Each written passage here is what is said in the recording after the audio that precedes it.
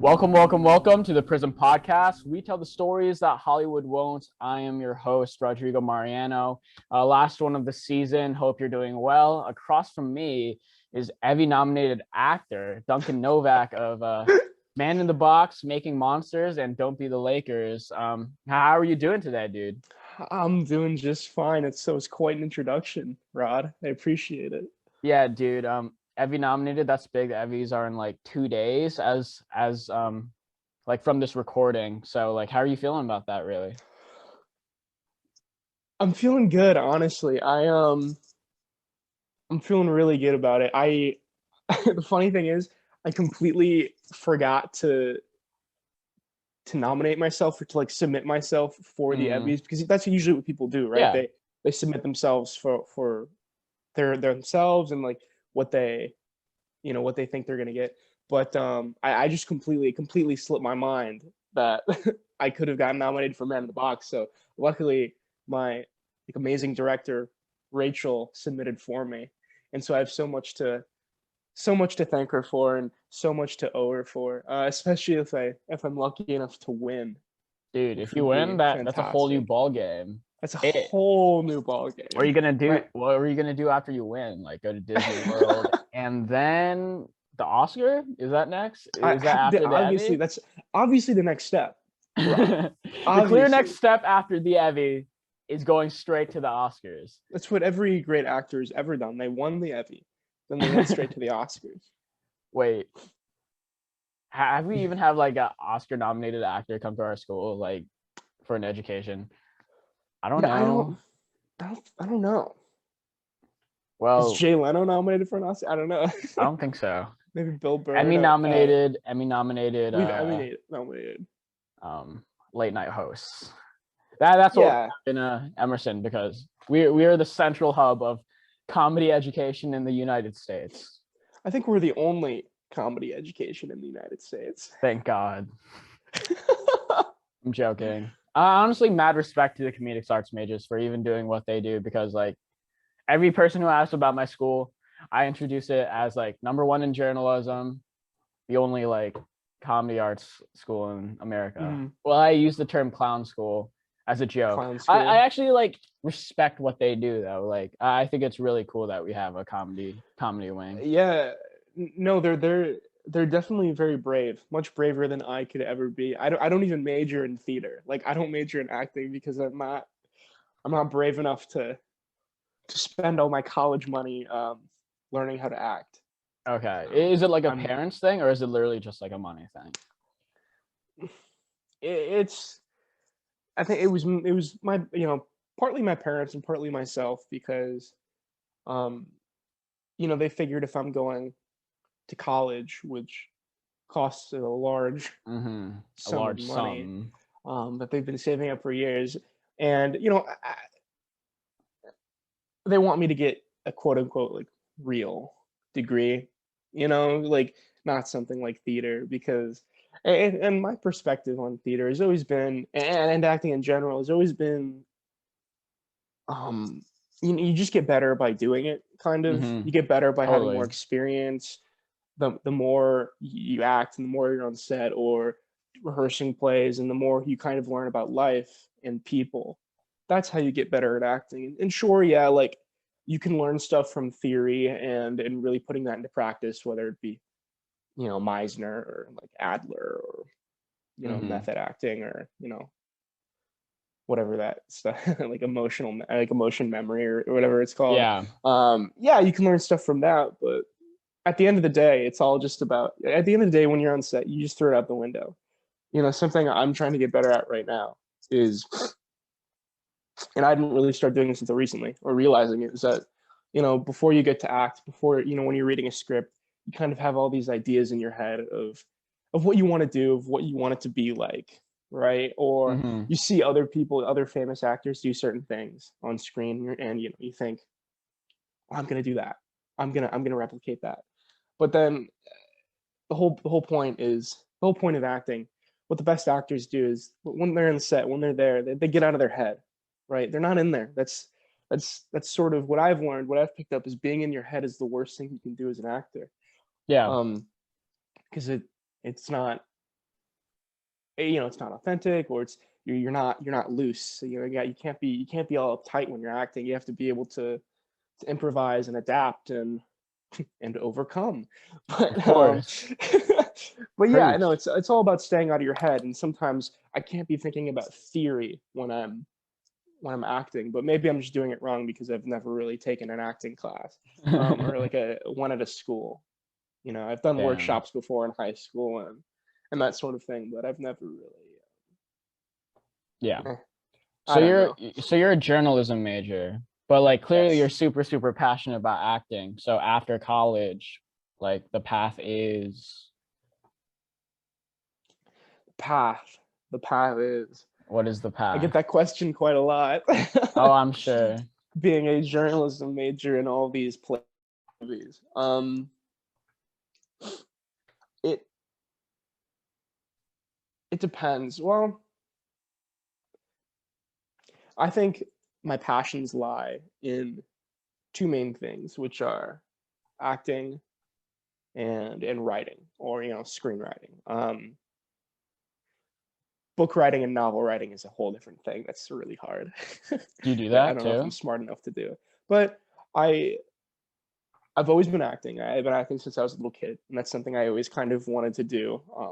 I was exposed to movies and in theater and that sort of thing at a very, very young age, like very young. Like I've been watching. The first movie I ever watched is probably Spider-Man 1, Tobey Maguire. Of course. Um, A classic. oh yeah, oh yeah. Well, no, the reason why I wanted to be an actor when I was a kid was because I told my dad when I was watching it. I was like, oh, that's cool. I want to be Spider-Man. I want to do what he's doing.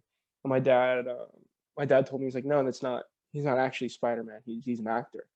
And I was like, oh, well, I'm gonna do that. And I guess it just never went away.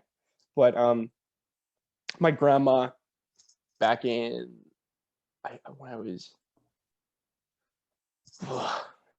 school, she encouraged me to audition for like a community theater play, The Christmas Carol, and I couldn't sing, so I did not get Tiny Tim, but I was like an urchin, like a background extra. But I still loved it. I liked being on stage and that sort of thing. So I just said, you know what, I'm gonna continue on this path, and yeah, it's just sort of defined so many pieces of my life. And in terms of writing, I've always I always played with like action figures as a kid, like I Yeah. always just sort of played pretend a lot. That was my thing. And I guess that's also why I like to act, was because I was always pretending and just making crap up. And so I love writing and telling stories. Like now, whenever I'm writing, that's my version of playing action figures now, right? It's just fun. Hmm. I always get really like frustrated whenever I hear like film majors and stuff talk about how it's so hard to write, how it's so hard to sit down and just write things. Because I mean, yes, it can be at times, and yes, writer's block is real, but I just enjoy it. It's so much fun to me. Just putting stuff on a page and playing action figures. That's what it is to me. And that's what like acting is too. It's supposed to be, it's supposed to be fun, right? Because you're not gonna get very far in this business if you don't have fun doing what you're doing, because Grueling. it's gonna Yeah. be grueling. I mean, I don't even know that much, but from what I've heard, it's pretty difficult to break in. So But what? Oh, go ahead. Keep on I was going. just gonna say, yeah, that's my career path. I know it has nothing to do with journalism, but really anything in the entertainment industry. I love the business as a whole. It seems very, despite all what everyone says about it, it's something I very much want to be involved in, whether it be like screenwriting, acting, or maybe even just I know this is like shooting for the stars, but some kind of studio executive, maybe like producer, creative producing role, where I just sort of oversee the creative side of things. Yeah. No, I feel that. I was thinking about what that even means Mm-hmm. when I was in the car, to be like the curator, to be like the executive up there making all the decisions. And one Yeah. comparison that I was thinking about, it's probably unrelated to film, but I was like, DJ Khaled kind of does that. He's not a real DJ. He doesn't do shit. But every album under his name is just him putting like a producer and artist together to make like radio music. Yeah. So like honestly vibe. Like if you're really that high and mighty to create like a shit ton of albums, make so much money just putting people together under your name, what? How do you even get to do that? But like honestly, like doing something like that in film would be really, really cool. And just within the entertainment industry. I'm also like props to Tobey Maguire for putting you on this path. Yeah, thanks, Toby. You despite about what everyone says about you. Thank you.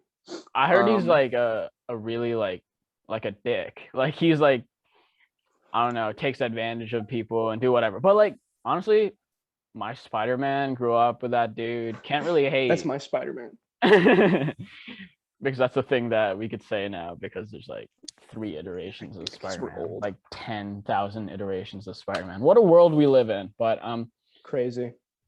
Like what kind of roles do you gravitate towards? Like what attracts you? Or is it more like they approach you first, here's a role? What makes you turn down a role, if that ever has been the case too? Well, I'm in a stage of my career where I can't really afford to turn down roles. I just sort of take everything. I'm at this point where I'm kind of still exploring what I like to do and that sort of thing. So I'm not really above anything. I'm very, very low on the totem pole. I have no clout in the acting. Maybe I don't know. Maybe at Emerson I have some kind of clout. I would say you have acting. Decent amount of clout, but at least for our school. Yeah. In the real world, I'm a nobody. But let me think, because I did some professional acting in high school. I have an agent, like representation in Nashville, and they send me auditions and stuff. My claim to fame is that I auditioned for Outer Banks, like the Netflix show, like 2 or 3 times. No way. So that means that you got like a little. I was not close. I say that, but that's the kind of show where I think they audition people like 10 times. I was still like sending in self tapes, but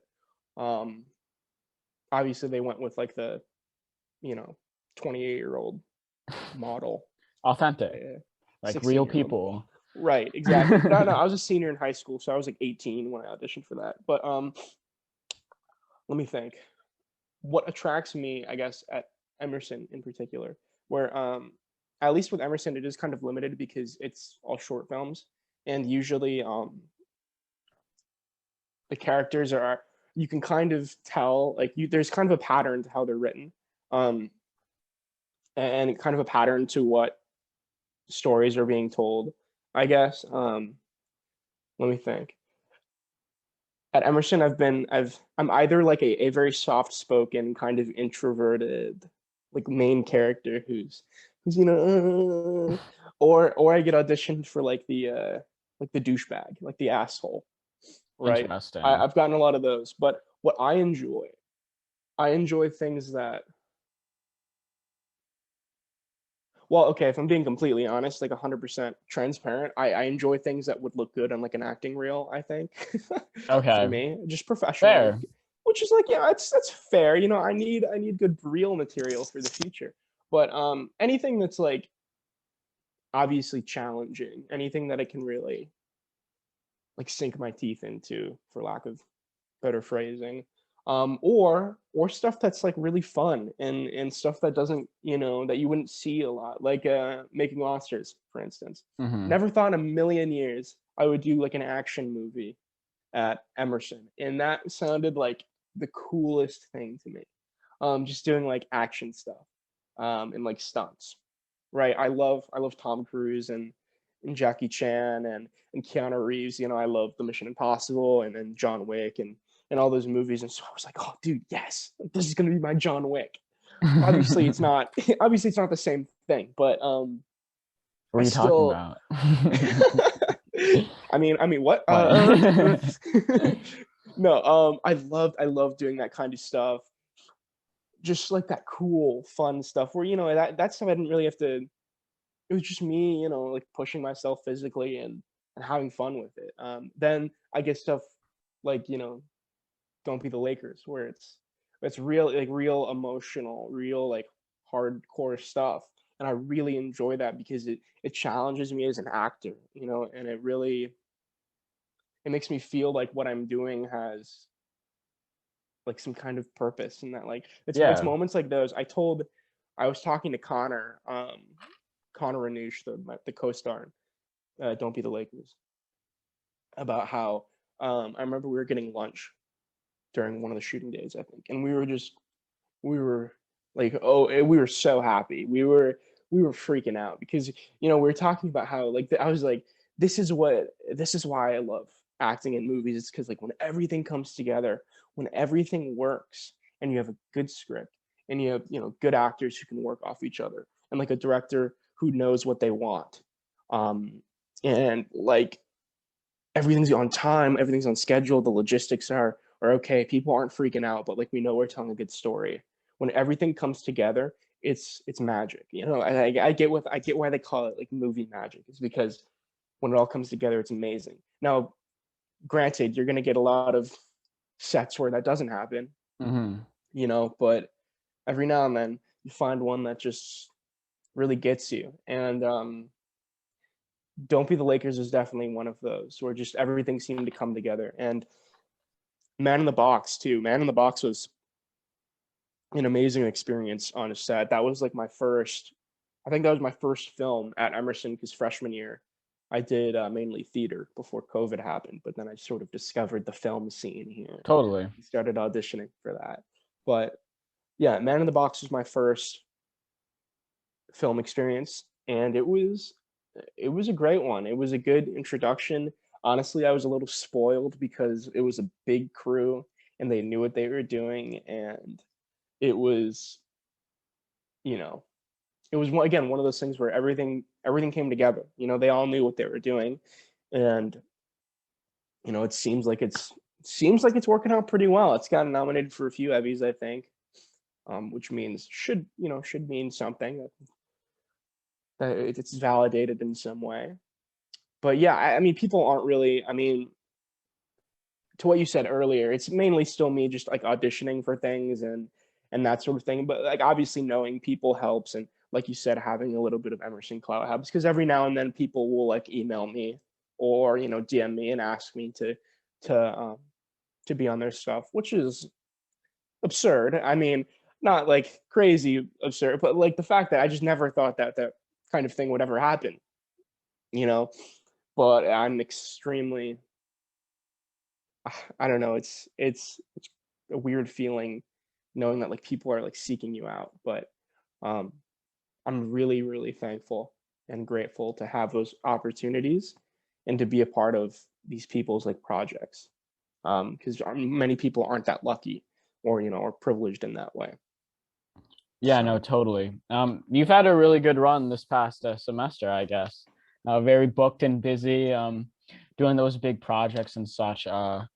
What does the pressure feel like really when you go into these things, or even like pursuing this career as an actor? Do you ever feel like, what if I don't turn out like a great performance? What if like this audition doesn't go well? What does that image look like? Going back to the Outer Banks thing, like of course you're auditioning for this massive Netflix show, or at the time you probably didn't know it was going to be like a massive hit, but even then, still the Netflix backing is huge. How do you even like approach things knowing that there is so much at stake? Really, does it feel like the world is ending? Like, um for auditions it's less pressure and more just excitement. I don't think about, the thing with auditioning, especially in the professional world, is that your odds are like 1,000,000 to 1, right? With anything, especially starting out. You go on so many auditions, right? That like you're going to not get 98% of them.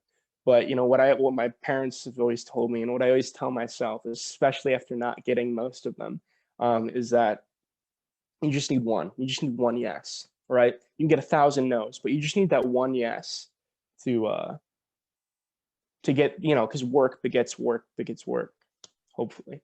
So you just need that one yes that will hopefully lead to another yes, that will hopefully lead to another yes, right? I've had because I'm in Nashville, I obviously don't have as many opportunities as actors in LA. And usually the opportunities I get are like very like, supporting roles at most, or even less than that, like one-off kind of featured roles. Every now and then I'll get like a national casting search. But like my agents will send me and I'll audition for that. But all throughout high school, I probably had 30 or 40 auditions, which isn't a lot within like 4 years, probably 10 a year. Some, when I turned 18, I got way more, because, once you turn 18, you're not a child. But I've only booked maybe 3 of those, right?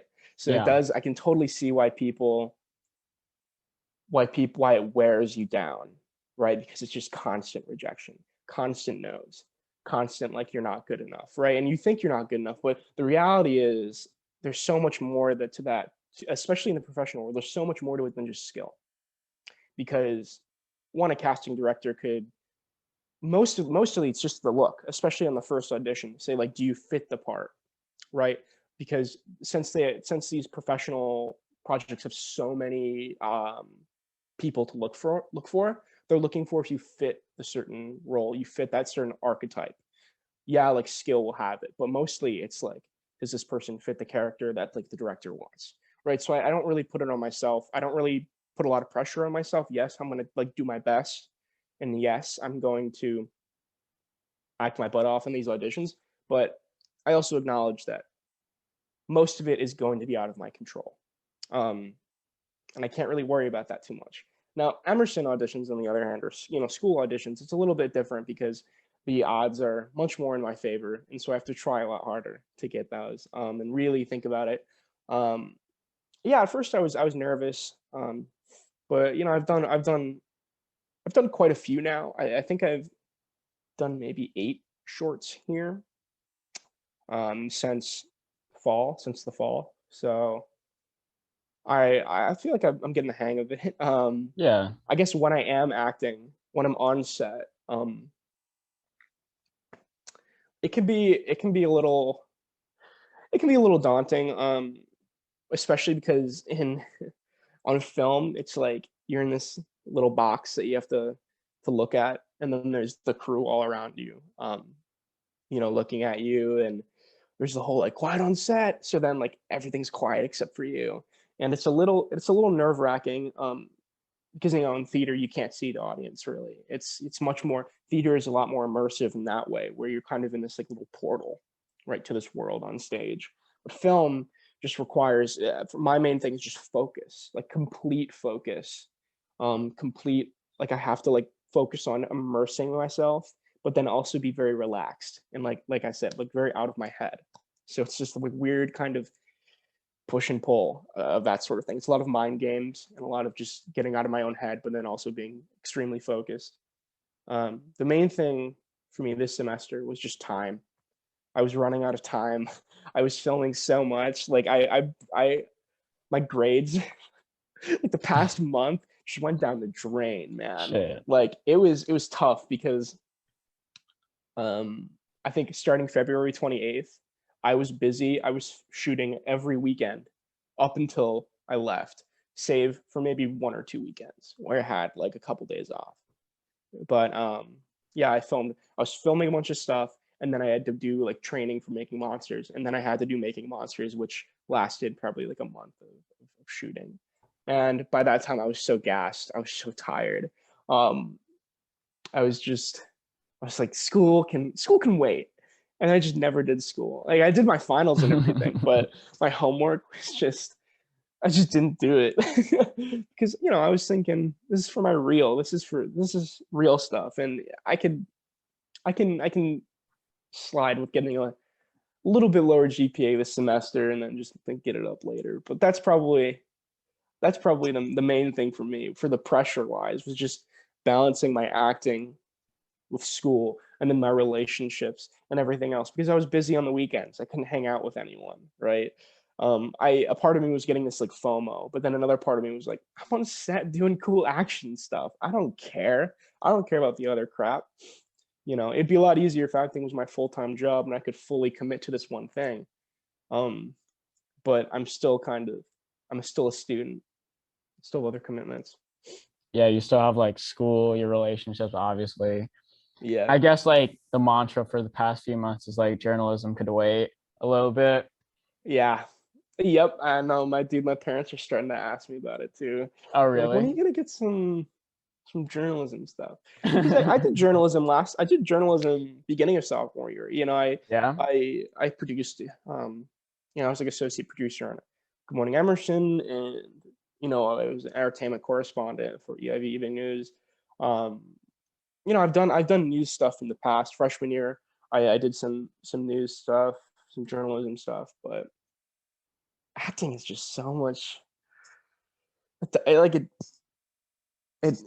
it makes me feel Oh my God. it makes me feel like fulfilled, more fulfilled than like journalism. You know, Yeah, um, it just something about it. There's some like primal like urge I get. I don't know. That sounds so stupid, but you're crazy, dog. it's the same thing with like writing. I get into that like sort of flow state. It makes when I'm on set, when I'm doing it, and when it's going well, that's when I'm truly happy. And why not make a career out of that? Yeah. And the thing is, when you're on set, you're like a really good collaborator too. And that's like an essential Thank you. part of what makes a good actor, and obviously what enhances your surroundings and your performances with other people and such. But like going back to like the set aspect of everything, what makes a good director as a foil to the actor and to bring the best performance out of you in that sense? Like what Mm-hmm. makes a good collaborator in a director, and what makes a good director to an actor? Yeah. From your I've thought about perspective, this. I've obviously. actually thought about this before, for a while, because I've seen my, at least at Emerson now, I've gotten like my fair share of experience with directors and different sets. And what I think a director needs above anything else, this is like I'm not a film director, but I know enough about movies, and I feel like I've been on enough sets to see what works and what doesn't. What a good film director needs more than anything is a vision, right? And it sounds cliche, it sounds stupid, right? That you're just like, hey, you need a vision, you need to be artistic, right? But what you need to know is you need to have an artistic vision, and you need to know you need you need the actors, you need the writers, you need everyone else is there to help you get that vision. So you need to know what you want, because if you don't know what you want, people can sense that, right? And people, like, if I'm the director and I can kind of sense if they don't really know what they're going for. And yeah, like there can be some, collaboration where the director can be like, hey, what do you think about this? But I think ultimately the director is in control of the artistic vision of the project.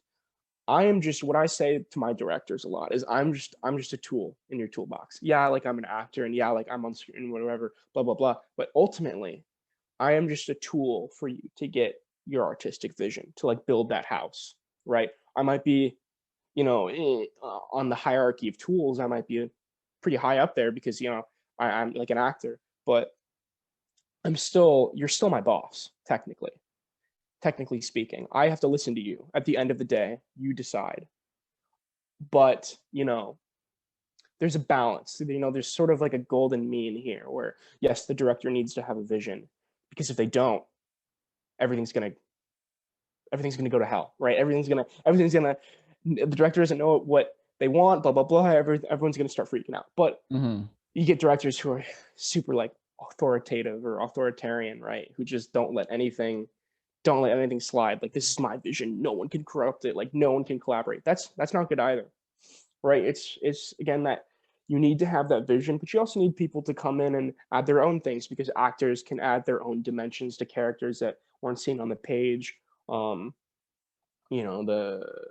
DPs can add something that wasn't. It's all about people bringing. Film is a team sport. It's a collaborative thing. It's a collaborative effort. But at the end of the day, like I said before, the director's got to have a vision. And I've worked with some really good directors who know what they want, and they know how to bring the performance they want out of me, and then I can also bring things to them. And I've also worked with directors who kind of, they don't know what they want, and it makes it a little bit more difficult. Obviously, like, there's a lot of leeway because we're all students and we're all still learning. I'm not going to say I'm like Marlon Brando, right? And I'm like some amazing actor. But yeah, we're all still learning. At the end of the day, we're all just students kind of doing what we love. But I think that's kind of the lesson I've learned about directing. Again, they're kind of the captain of the ship, right? Yeah. Often you see like a lot of actors become directors as well because they have this great understanding of, like what you were talking about, what makes a great director work, how to collaborate with people.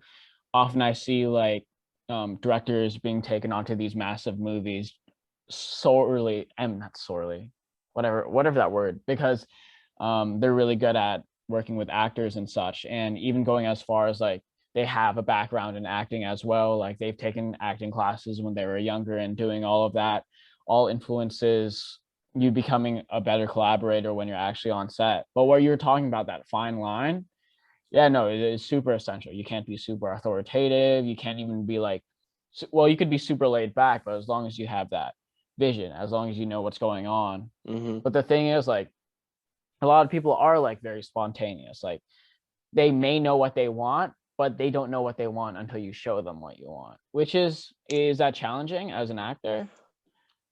Yeah, that can be, it can be challenging because with film, there's that whole like time constraints as well, just logistical things. And directors are spontaneous, and like actors, everyone's spontaneous in their own way. But I think with directors, I think they're just having like a baseline vision, because if you don't have it, people are going to eat you alive. I think their spontaneity is good, right? But there has to be like a little bit of just planning. You have to have some kind of picture in your mind of how you want it to work out. Because if you're too spontaneous, if you're too like, spontaneity is good, right? And they're good like in the moment kind of decisions. Like I said, they're again that golden mean of having spontaneity, being open to ideas and being open to new things, but then also having that baseline, like, this is kind of what I want. Because if you don't have that, um, I think if you're just completely spontaneous and you go in there without planning, um, it can be frustrating for actors, I guess, just because it's we can do our own thing to like a certain degree. And take this all with a grain of salt, because I'm not like an acting expert or whatever. But from my perspective, I can go on my own. I can act on my own to a certain degree. But again, at the end of the day, my performance, my philosophy is my performance is there to aid the director. And if they don't like what they see, that's not good, right? Because with acting, especially, what I've learned these past couple of years is that at the end of the day, actors really don't have much control over how the film pans out. Like, yes, they do the performances, and yes, all that thing, but there's still how the film is cut, and how all that sort of happens, and what's chosen to be kept and what's chosen to be cut, and that sort of thing. So at the end of the day, if I just know what a director wants, and I know kind of what their vision is, then I can make my performance better because I can tailor it like a certain way. Um, because if I don't know what they want, if I don't really know I have my own sort of vision for the project, but I don't want it to be out of tune with the rest of it, right? It's my sort of thing has been like, a director is kind of like the composer of like an orchestra, right? They they might not know how to act, they might not know how to set up lights or whatever. They might not know how to do certain things. They might not know how to play certain instruments. At the end of the day, they've got to bring it all together. They've got to know how the song's going to sound, right? I might be really good at playing the violin, but I got to play it in a certain tune, right? Can't be out of tune from the rest of them. No, exactly. No, that makes a ton of sense.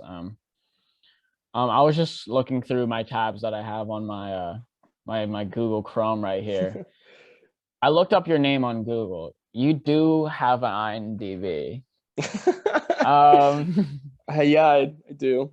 Duncan Novak is an actor, known for The Devil Below and Season of Mysteries. Just going off of that, of course, how do you publish yourself, market yourself as an actor? Is this an essential part of it? Like, this is honestly, it's cool. Like, how does it even work? That's crazy. Well, The Devil Below and Season of Mysteries. Funny thing is, there's a quick little story about those two movies. I did Season of Mysteries as a freshman in high school. I have never seen it. I don't think it ever came out. I don't know if it ever came out. I never saw it. There's a lot of people in this cast, though. Yeah. No, I was a supporting character. I believe his name was Pepper. He was a bully. That was his thing on the baseball team. He was like the bully. But I did that. And then once you do it, they kind of, it's funny that IMDb just kind of sets it up for you, right? Like someone else does it. Like I didn't put those movies on there. They just did it for me. Like I had an IMDb account, like with my, obviously with my headshots. No, I did all that back in early high school, but the movies are put on there automatically. I don't really. The Devil Below. This is such a funny story. I filmed that movie junior year of high school, maybe sophomore year. I missed out on my prom for it. It was prom weekend, and it was so funny, dude. There's just, it's a really pretty girl that I really wanted to go with, but then I had to say no because I was like, I was going to be in a movie, right? Like crazy. But it was filmed in like Kentucky. Like we drove up to like the mountains of like Kentucky or something, and I filmed there for like 3 days, or for the weekend, right? And I told all my friends about it. It was this big thing that I was in this movie, right? And at the time, naturally, it wasn't even called The Devil Below. It was called something else. I think it was like Sinkhole, or like maybe like Shookham Hills, some weird name. It was a horror movie. But I worked with Will Patton, right? Who is most recently in Mcconaughey. Yeah. He was, and then he was, of course, I think he was in, he's in Remember the Titans, I think. He was in a bunch of these other movies. I didn't know how famous he was until like recently, and I acted like I played his son in this movie, and I felt terrible that I didn't like further capitalize on this moment of being with this like really big actor. But I played his son, and I die in the first scene. I get snatched away by like a monster. It's really funny. It's in the trailer. Go look it up in the trailer. It's hilarious. But I told all my friends about this movie I was in, and they all thought it was really cool, right? Yeah. And I had this expectation that it was going to come out because I filmed it in like 2018, 2017 maybe. So I thought it was going to come out like senior year of high school, at like the latest, right? I thought that I would be able to watch this in high school, like with my friends before I left for college. And it just never came out. Like I never knew anything about it. I was kind of in the dark about where things were. And eventually I just kind of like let it go. Like I was like, once COVID came around, I was like, this is never going to come out. Like it's going to be like Season of Mysteries. I'm never going to see it. And all my friends from high school were like, dude, you weren't in a movie. Like, no. Because, you tell people you're in that and they think like, they think that you're going to see something. And then finally it comes out like earlier this semester. Like I'm chilling in my bed, and it's on like The Devil Below is on my YouTube recommendations. And I'm like, no. This looks kind of, I was like, this looks kind of funny. I was like, let's watch this. And I watched it, and the first thing that comes up is my face. And I was like, dude, no way. This is it? I was like, that's crazy. And so I told all my friends about it. I was like, guys, it actually came out. Like I wasn't lying this whole time. I was actually in a movie, and it's actually coming out. But because of COVID, it came out on like Amazon Prime. And so like all my college friends, all my buddies, we all got in our suite and we watched the first scene together. And then a couple of us watched the full movie. Unfortunately, the movie was a bomb. 0% on Rotten Tomatoes. Hey, let's go. So, it's my first. Yeah, it is what it is. But I thought it was just funny that like it never came out until now, and it took so long, and I look super young in it too. Like I look like I'm 13 or 12, and I was a junior in high school. But yeah, that was an experience. And then I guess from marketing myself and that sort of thing. It's just, I think at the end of the day, it's networking, right? It's from what I've read. There's this really great book I read called Hollywood Game Plan. I forgot who it's by, but it's by this woman who worked at Amblin Studios, right? I think like Spielberg's production company. And it's a really like step-by-step kind of guide to working in Hollywood. Really good book. I recommend it. And Hollywood's is like a business of friendships, right? And Emerson does a really good job of kind of simulating this. Exactly. Of simulating Hollywood. And I'm really appreciative of that because I've kind of gotten like my own little slice of it. It's a business of friendships, making friends, and that sort of thing, and networking. So that's how you kind of market yourself as an actor, at least on my kind of level. Of course, it gets way more complicated when you're a big star and you have like a reputation to uphold and a certain image. Like I don't have an image. Like I'm not famous, not nearly famous at all. But again, it's about when you're on set, when you're working, it's about giving 110%, being prepared and being professional. Because obviously I don't have a reputation in the world, but I probably have a reputation at Emerson, and like people know me for certain things, and I want to be known as like an actor who works hard, who is good to have around on set and like collaborative and gives 110%. So that's what you can do as an actor to kind of market yourself, is to be on your best behavior on set at all times and just be like a decent human being, like be good to be around and be good to work with. But also, again, it just comes back to hard work. You got to put in the hard work to like be the best you can be on set, and hopefully that pays off. It seems to have paid off for me so far. I try to give my best on every set I'm at, and like try to be good, fun to work with, and fun to be around, and yeah. Yeah, no, that was a really great answer. Props Thank to you. you. And also you have an agent too. How did that come about, and how did you like get the idea, oh, I need representation for this field? That came about long ago.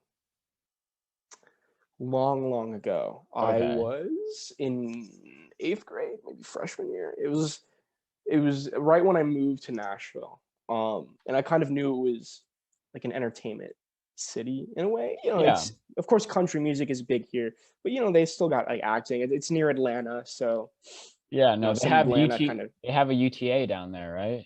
They got like a bunch of agencies down in Nashville, because not only the country music shit, but I guess primarily the country music shit. Yeah. Yeah, it's mainly country music, but there's some acting there. How I got it was, this is so funny. I got it because one of my neighbors knew this headshot photographer, because we were trying to get professional headshots. Knew this headshot photographer, and so I got headshots with this guy, and he recommended this agency that he knew, that a lot of his actors went to. Like a lot of actors that he got headshots for went to this agency and were represented. So that headshot photographer called those agents and set up an appointment for me. Very happy about that. And so I went in as like an 8th grader or a freshman. 8th grade. It was 8th grade, with my mom, my manager, my child actor manager, and we had a meeting with this agency, and they asked, the age-old question, "Tell me about yourself." And that sounds terrifying. as a kid, dude, I was so bad at it. I was so bad at talking to people and like marketing myself. It was terrible. I don't know why they even, I'm so lucky they took a chance on me, but I don't know why. I was like, I like to play drums, and I was so shy and nervous. But luckily you know, they took me in, and they've been really, really, really sweet to me.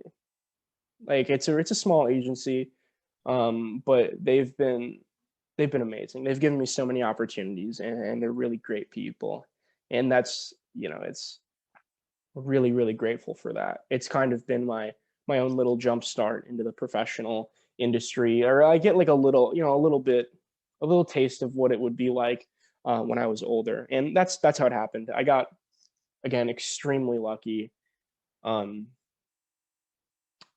just because like I knew this guy who knew a guy who knew a guy, and Hmm. that's how most of it is. I didn't like I'll have to audition for anything, or I mean I did like a monologue for them, but that was about it. Yeah. So how do you like navigate that field, the relationship with your agent? Is that a thing that you need to like curate and tailor to Yeah, consistently? it's from what I've read, and from what I've kind of a little bit experienced, it gets much more involved when you're older, and that sort of thing. Um, in LA, here it was, especially since I was so much younger than that, like I was a child actor, right? Yeah. Technically. Um, I didn't know how emails worked or any of that. Like I didn't really understand networking until very recently. So I was terrible. I was terrible at keeping up relationships. I feel awful looking back on it now. Like I look back on myself and kind of cringe at it. I'm like, oh God, I can't believe I didn't do this or didn't do that. But it's about, staying connected and really caring, showing interest. It's about, sending emails, and checking in, and making sure, well, that sounds like making sure they're okay. No. Um, I guess there are a few things. Professionally, I I do my auditions on time. I send in my tapes on time, and I do them the best I can, and I don't mess up. Again, that's just trying to show. And then when I go on set, again, it's about giving that 110%, being on your best behavior, that sort of thing. Because I ultimately, I'm like a reflection of the agency in a way. Like they represent me, so I have to be, a good actor to work with. Um, And then I guess on a different side, we send them, Christmas cards, and every now and then my mom and I like bake cookies for them, and we'll drive Fire. over, and give them cookies, and talk to them every now and then, and yeah, I mean it's a mutual relationship, because when I get work, they get money, because they take whatever, Hmm. how much they get, like 15 or 10% of what I make. So it's like, I need to be working for them to be working. It's that sort of thing. So it's like we need each other in a way. Obviously, they have way more clients than just me, but it's when I'm doing well, they're doing well. So it's about kind of serving each other, and making sure that we're both doing the best we can do for each other.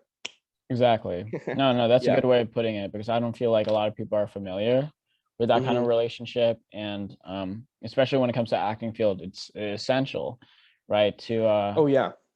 to make that relationship like solid. And honestly, I mean, you can apply that to any other job, like in the entertainment industry. Like the director, like actors, directors, we rely on each other to do the best we can do. To again, it's all a team sport. You can't do this alone. No one, like, sure, you get once in every like million years, you get one person who just like shoots it, like overnight success, overnight Hmm. fame. They get really lucky, but most of the time, no, it's a slow process. Yeah, It's slow. It's very slow, and you can't do it alone. It's all about networking. It's all about making friends, and being just a decent person, being a good person, being generous, and being honest. Uh, Again, I can't emphasize that enough. It's collaborative. It's team. Everyone's got to pull their weight. Yeah. As for like, okay, so you have the meeting with the director, right? You talk about your role. After that, how do you prepare before the shoot? What does that process look like for you, and how has that varied throughout your processes at Emerson, really? Yeah. How do I prepare for a role? What I do is, well, first it all starts with the script. It all starts with script analysis. The actor has to know the story inside and out. So read it once, read it again, read it another time, read it over and over and over and over again, because you have to know every single part of it. You have to know every single facet of the story and how each character responds to another. You have to know this character inside and out, right? What I like to do as a writer is kind of, once I get to know, I like to write. What I do is, once I get to know this character, especially if it's something that I'm really, really passionate about and really want to do, there are a few things I do. I have a few little strategies, but one of them is I'll kind of pretend to write them in their own story outside of this one. Okay. Because you have to imagine that these characters have history. These characters have lives outside the movies. Like, for instance, for Don't Be the Lakers, I kind of tried to imagine what the characters, Nick and Chris, what they act, other conversations they've had before, how they sort of act away from each other when they're alone. What other major life event. It's like writing a character's biography, right? Just get to know this character inside and out. Yeah, because you have to, right? You're playing someone else technically. So it's, just knowing that person like the back of your hand, right? That's essential. Another thing is, I will relate, especially because there's a part of yourself in every performance. What I will do is I will try to relate one aspect of my life to this person. What is one thing this person has in common with me? What's common ground we can find? Because once I find common ground, I can relate that to my own life. I can sort of imagine it, like with Man in the Box, right? A big part of Man in the Box was the character's feeling of isolation and loneliness. So I thought of times in my life where I felt very isolated and lonely, and I tried to pull that Duncan, pull that version of myself out for that character. And then, of course, add different quirks and ticks. For making monsters, for instance, Mike, he's got a lot of anger pent up inside, because his parents were killed, right? Obviously, my parents have never been killed, but he's essentially angry at, one, his own insignificance, and two, his lack of power in the world and lack of control. I've had times in my life where I get very angry at the world for being unfair, for my lack of control and my lack of power and significance. So I tried to bring that out in the character and kind of have that underlay, like every line, right? There's that sense of, he needs to be strong, right? There in every single scene. Another big acting technique is just figuring out, and this comes again with script analysis. What do these characters want? Every character has a motivation. How does that make them feel? How does that drive them? Right, figuring out what a character wants in the script is like step one. Mm-hmm. Right? Like, what do these people want more than anything in the world? What's their primal motivation in the script? Another thing I'll do is I will take other people I know. If I can't relate to a character too much, or I can't find enough, which usually you can because there are universal aspects that tie us all together, I will kind of relate this person to someone close in my life and kind of model it after them. For instance, for Don't Be the Lakers, my character, he reminded me of one of my childhood friends. So I kind of picked up some of the aspects of my Friends and tried to bring that in there, being like, imitating that and sort of living through it. Another thing I did for Man in the Box was I watched the movie Her like 3 times before, and I just studied Joaquin Phoenix. Which again, you don't. Again, you study other people's performances, you study things, but at the end of the day, you throw it out the window when you get there because it's all, like you said, spontaneous. It's all just in the moment. You can't hang on to any one thing when you're in a scene. But I found our characters to be very similar, right? And I wanted to see how others had done it. But again, you can't anchor yourself to that. It was just another tool to have in my toolbox to sort of like feed the brain. But yeah, I know Matthew McConaughey has this one thing he does where he finds what's called like a launch pad line, where in a script or a scene he'll find one line, right, that will, once he reads it, he's like, oh, I know what this character is about. This is kind of what I can use to study the character. For instance, for his Wolf of Wall Street character, the one where he's like, yeah, like that one. His line was like, the only thing you'll need to succeed in this business or whatever is like cocaine and hookers or something like that. I don't know. And he said that was his launchpad line to sort of discover this character, right? To sort of dig deep and like, what does that mean? It's all like reading into things. So I tried to do that, just know the script back and forth, relate yourself to that character, bring in people and experiences from your own life, and throw it all out the window at the end and just do whatever feels natural. Because obviously you're going to have your own vision. The director's going to have their own vision. It's about collaborating together and finding a compromise to that. Yeah. No, that's a great answer, because shit like that and experience and finding that method is something that really can't be taught. And no, that's great insight into what it is like to prepare for a role, to be an actor, to be that tool in a toolbox in a way that is necessary and builds on the material that's already there. I love what you said about the Matthew McConaughey thing, that launch pad thing. I don't know who it was, but I read something about David Fincher or like Paul Thomas Anderson, some director. They said something about, I unknowingly did this, but for every character that's on screen, their first line always says something huge about them. It is that point A that naturally leads to that end point, that point Z. And it's just so interesting to see, obviously, people immerse themselves in these roles.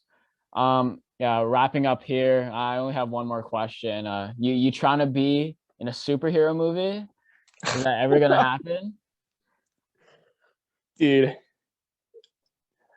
Oh man, if I could play, oh man,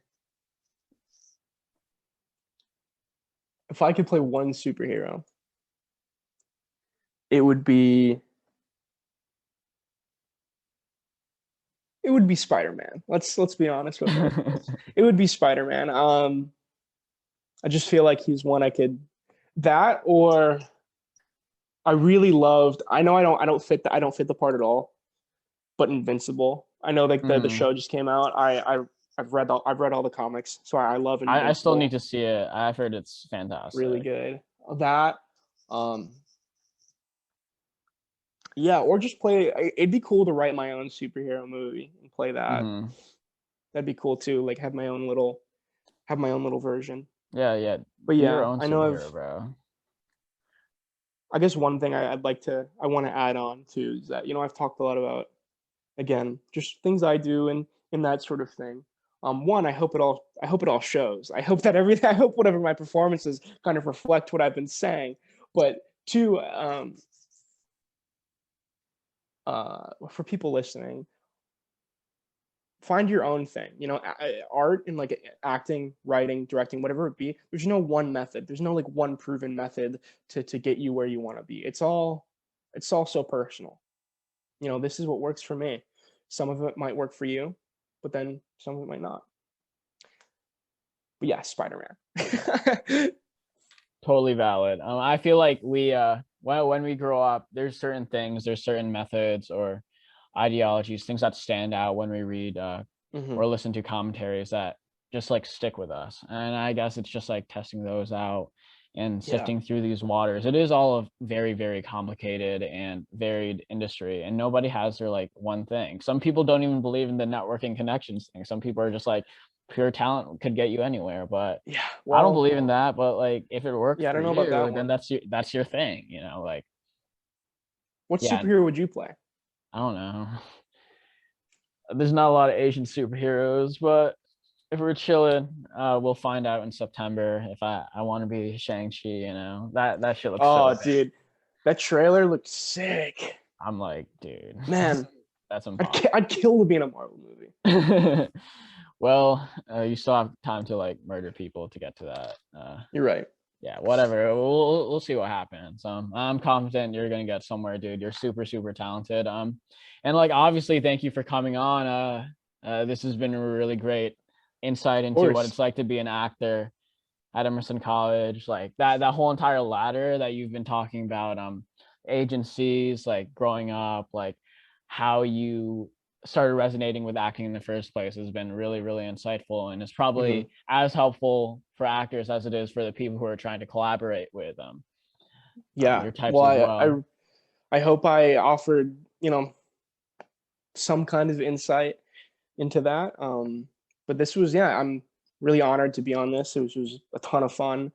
Really appreciate it. Yeah, I'm gonna look into that Hollywood game plan book as well. Like I looked it up. It Definitely. looks super Great book. insightful. And I guess yeah, that's a wrap for the PRiSM podcast for this season. Just finished up sophomore year, trying to get this summer started, trying to work on some stuff, of course. Thank you so much for all your listeners' support and for all these guests for coming on. So much insight, so much to learn around here, and it's really been an honor to do this. So thank you to our producer Alex and like everyone involved. It's so crazy to see the sheer talent that this industry is going to have going forward, and I'm confident that everyone who's been on this podcast has like something to offer in it, which is great. I'm probably going to do one-offs in the future to promote other projects within the PRiSM umbrella, but for now, like this is it. This is the season, and this is a bookend to all of the stuff that's been going on. Do you want to drop your socials, Duncan? Yeah. My Instagram is just Duncan Novak, DUNCANNOVAK. You look me up on IMDb. I have my own podcast that I do called the Bad Table Read Podcast. Please check that out. And if you have ever written anything that's really cringy or really bad, like any screenplays, any short films, anything that you've written at like a young age, hit me up. We can get you on the show. That's the whole premise, is that we read really bad scripts that we wrote as when we were younger.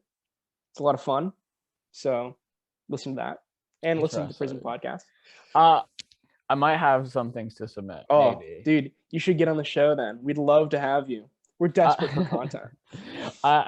Like one day I was just sitting down doing homework, and on my side I see like a pile of papers from like elementary school, not elementary school, but like middle school that I wrote that my mom kept for some reason. Like, but they're like stories. I'm like, wow, these are copy and pastes of like Inglourious Bastards. I don't know why. Like scripts, like screenplays. Yeah, I'm like, what is? Dude, hit me up. We can get you on the show. we'll see about that. Sick. I'll try to find them. If I do, I'll definitely hit you up, dude.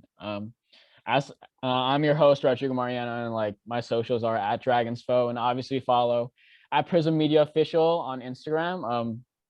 Yeah, thanks for watching, guys. It's been an honor being the host for this semester, and I'll see you guys next time.